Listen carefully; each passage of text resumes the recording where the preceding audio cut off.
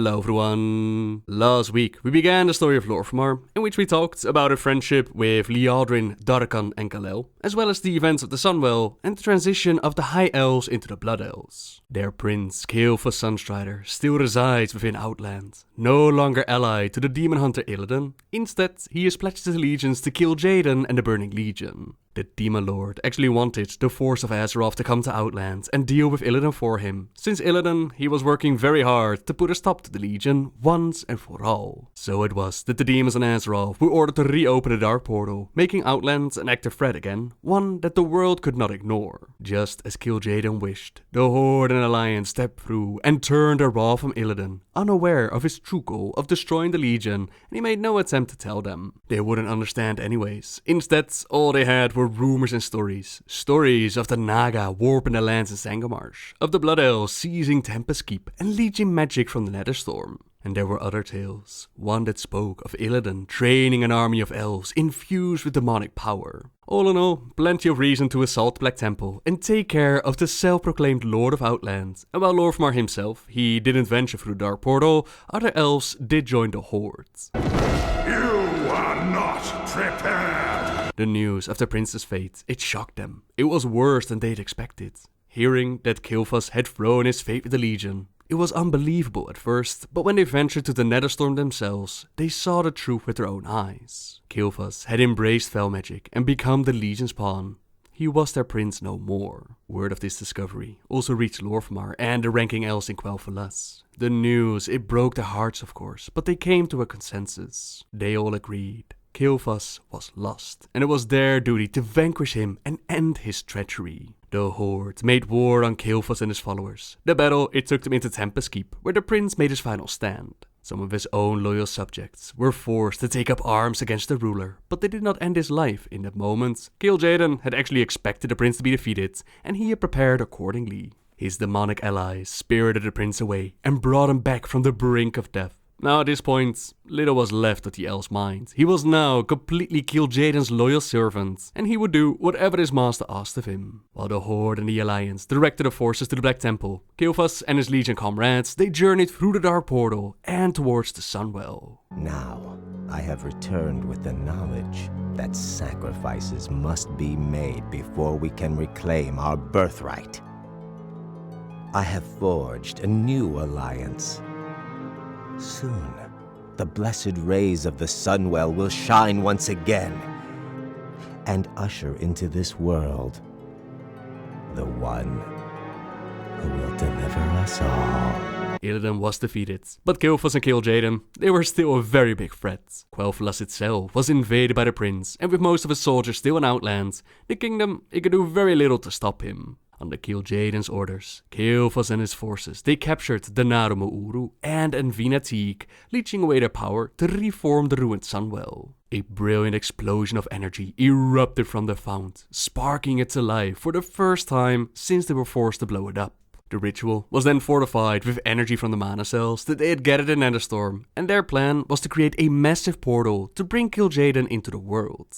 Of course, this did not go unnoticed. Some of the Blood Elves, they fled to Outland to warn the Horde leadership about what was happening. One of them was Blood Knight Liadrin, who had witnessed Kael'thas' assault with her own eyes. In Shefreth City, she met up with the Naru Adal, renounced their allegiance to Kael'thas, and swore to defeat the Legion. The Naru welcomed her into the Shattered Sun Offensive, a new order forged to stand against the prince. They then marched on the Sunwell and waged a fierce battle against the Legion forces. Though constantly besieged by demons, Liadrin and allies, they did indeed make an impact. They disrupted Kael'thas' spellwork long enough for more help to arrive. Help in the form of the Horde and the Alliance. Whereas the Horde focused on Kael'thas within the Magis's Terrace, the Alliance, they infiltrated the Sunwell Plateau, which housed the Sunwell itself. Before their eyes, Kil'jaeden emerged from the portal and into the world. The Alliance soldiers fought with all their strength to drive Kil'jaeden back, but their efforts had little effect. In the end, it was Envina Teak who turned the tide of battle. She sacrificed her own existence, expending what was left of her energy to weaken Kil'jaeden. It was just enough for the Alliance to finally banish the Demon Lord and close his gateway into Azeroth.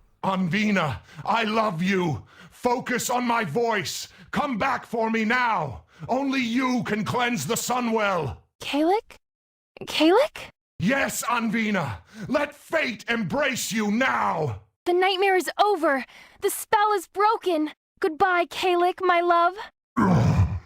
The powers of the Sunwell turn against me! What have you done? What have you done? It would seem that history was bound to repeat itself. Despite the Sunwell being reignited, it was once again corrupted by dark and foul energies. Lor'themar and his followers, they considered destroying the Sunwell again, but thankfully another solution presented itself. Prophet Velen had recovered the spark, the core of the Naru Mu'uru, and he used it to cleanse the Sunwell and transform it into a fount of holy light and arcane magic. The Sunwell was reborn, and with it came a promising future for the Blood Elves. With the fount to draw on, they no longer needed to look elsewhere to satisfy their cravings for magic. And the Blood Knights, they no longer needed to drain and force the light. They could return to their old ways and ask the light for its blessing. Salvation, young one. It waits for us all. The return of the Sunwell. It was amazing for the Blood Elves, of course, but the price that they paid was immense. After the events of the Burning Crusade, they finally had a moment to breathe, to grieve for those they had lost, and take care of the wounded. Lor'themar decided to pay a visit to Quel'thalas Lodge in the Plague Lands, where some of those exiled High Elves, those that refused to drain magic like vampires, that is where they were staying. As you might imagine, they had no real love for Lor'themar. When Arves attacked, they had fought for Quel'thalas as hard as any of them, and as the reward, they were exiled for refusing to follow that path. Lor'themar told them about the passing of the prince and the return of the Sunwell. Some of the forces had returned, and he offered to send them supplies to reconnect with each other, but the offer was laughed at. 5 years they'd been left to rot there, and in those 5 years they'd received a visit from the champion of the Banshee Queen. One of their own, the only human to be accepted amongst the Farstriders. They received a visit from the Thanos Blightcaller. "We come in the name of the champion of the Banshee Queen." That is what they said when they arrived. "You have something that belongs to him." Renfar turned again to face Lor'themar. "We held a copy of the registry detailing Maris's acceptance into the Farstriders. They took it by force and slaughtered any of my rangers they could find. Horde, Lor'themar, including Forsaken, Sylvanas' people, your allies." "Renfar," Lor'themar started, "for all our differences, you know I would not have..." Renfar laughed, interrupting him. "You send us here to be ignored, inconvenient as we are, and then you're there to be shocked when we suffer? There are no curses foul enough to describe you, Lor'themar. I know whose troops sit in Tranquillian region, Lord. I wonder how many of your own Sindora Rangers they have killed beneath your very nose. Deal with the devil as you please. I can only hope that you get what you deserve." And the devil would soon enough show up to demand payment for the aid that she had given to the Blood Elves. Arthas the Lich King had dared to strike at the heart of the Horde. An attack successfully repelled, and now Orchifrau, he was willing to move their force to Northrend to deal with his threat.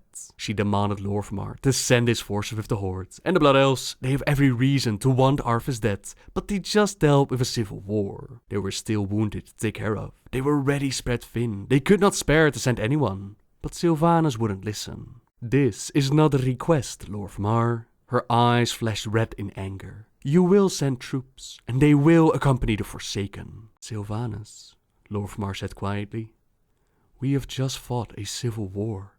What can we possibly have to give? Have you forgotten who's responsible for the state of Quel'thalas in the first place? Who is ultimately to blame? Well, I at least have not. My vengeance will not be denied, and you will give what I demand of you. The Sindora Rangers and Magi, as well as the Blood Knights. We cannot spare them, Sylvanas." Her flaking lips curled into a sneer. "Then you can hide here like a beaten dog, if that is indeed your will, Lor'themar. Though if you believe anything can come from it, you are a fool. Do you think Arthas will be content to ignore you while you wait here and lick your wounds? Do you think I will tolerate such cowardice? I would warn you. Those who do not stand with the Forsaken stand against them. And those who stand against the Forsaken will not stand long. For a while now, my people have stood guard in these lands. It is by my hand that you have any place within the Horde. You will aid us in Northrend, or I shall cease to aid you in Quel'thalas. Send his exhausted people to find more death in Northrend, or risk losing Quel'thalas to the Scourge once again. there was no choice here. So Lor'themar and the Blood Elves, they supported the Horde of Northrend in their campaign against the Lich King, while some of them also joined Aeva's Sunweaver and rejoined the Kirin Tor. This was actually quite a point of debate, as in the past, the Kirin Tor, they'd looked away while the prince was imprisoned by Garrosh and nearly executed. Aeva's was very persistent though, and when Sylvanas made the demands, Lor'themar figured that most of his people, they would show up at their doorstep anyways. So it was that Aeva's was ordered to make sure that they were taken care of, while Lor'themar, he found himself in an impossible position. Not only was he forced to go along with Sylvanas, not only was his power just a pretense, he never saw himself play the politician. In his heart, he is a Farstrider, but events pushed him to be the Regent Lord. His people needed leadership, and while the crown would remain untouched, as their prince had ordered, Lor'themar stayed on as their leader. What I do for Quel'thalas. Now in Northrend, the Blood Elf troops, they played their part, while Lor'themar, he only really showed up in the Quel'thalas questline, and considering that we eventually see Liadrin wield it, I wonder exactly how much that we see in-game is actually part of the real story. Either way, heroes are able to reforge the legendary Quel'thalas, a blade of legend amongst the High Elves, which was lost when they joined Kael'thas in the fight against Arthas during Warcraft 3, and it was now reforged. Reforged with Serenite though, the blood of an old god, and the powers of the Lich King, they're calling to the weapon. There's only one way now to cleanse this sword, immerse it in the waters of the Sunwell. This actually gives us the chance to see the aftermath of the Sunwell return, with High Elf and Blood Elf pilgrimers alike venturing here from all corners of the world to see the blessed Sunwell with their very own eyes. They can hardly believe what we have accomplished. Could the blade in our possession truly be Quel'thalas? It is, of course, and if you're playing a Blood Elf, then they'll simply congratulate the Sin'dorei hero who has restored the blade. However, if you're not a Blood Elf, then Lor'themar will thank you for restoring Quel'thalas to its rightful owners. Bashfully, he believes that he can take what we have fought so hard for to obtain, but the Regent Lord is quite foolish and he gets punished for it. The guards at Romath first accuse us of treachery, but Auric's Sunchaser, representative of the High Elves, they explain that there is no treachery here. Quel'thalas is not a blade to be chosen, it chooses its master, and it has chosen us. Romath calls off the guards and tells us to take the sword. Where back in Dalaran, we have either Aeva's or Varisa Windrunner, who congratulate us with our amazing achievements. A blade of legend wielded in the war against the Lich King, and we will be victorious. The one who did so much damage to the world, including Quel'thalas and turning Sylvanas into a Banshee, he finally paid for his crimes. Now, the Blood Elf Regent Lor'themar Theron sees a new hope on the horizon for his people. Over time, the Sunwell's light could cure the Blood Elves of their cursed state. But many still cling to the arcane powers they've procured, and are hesitant to relinquish them. As one of the remaining Blood Elves, you must fight to protect Quel'thalas, and help redeem the soul of your ancient people. Yet the world of Azeroth, it knows very little time of peace, and with the Cataclysm, Deathwing breaking out of the world and transforming it, we also saw quite a bit of change in the factions. Whereas in the Horde, we see Warchief Thrall, who embraced his path for shamanism, eventually became known as Goel. He teamed up with the Dragon Aspects to take on Deathwing. He left Garrosh Hellscream, son of Gromash, in charge of the Horde, and Garrosh, he did not have the same vision as Thrall had. He had no intention of bargaining or trading with the Alliance. He believed that the Horde should claim what rightfully was theirs, and anyone with the strength to stand with him, they were welcome in his hordes. The first target that Warchief Hellscream set his eyes upon, that was Faramir, and he held a meeting with the other leaders to discuss the plan. Sylvanas was worried that there might be retaliation to those in the Eastern Kingdoms, her Forsaken and the Sin'dorei. She sought aid from Lor'themar to back her up on this, but Lor'themar remained silent. At the end of the meeting, Garrosh actually pulled Lor'themar to the side to thank him for his loyalty, even when someone like Sylvanas was trying to play upon his sympathy. The Horde embraced and supported my people when no one else would. Lor'themar replied, I will not forget that, and so my loyalty and that of my people is to the Horde. Unease stirred in Garrosh as he noticed a slight emphasis on Lor'themar's last words. I am the Horde's Warchief, Lor'themar, and as such, I am the Horde.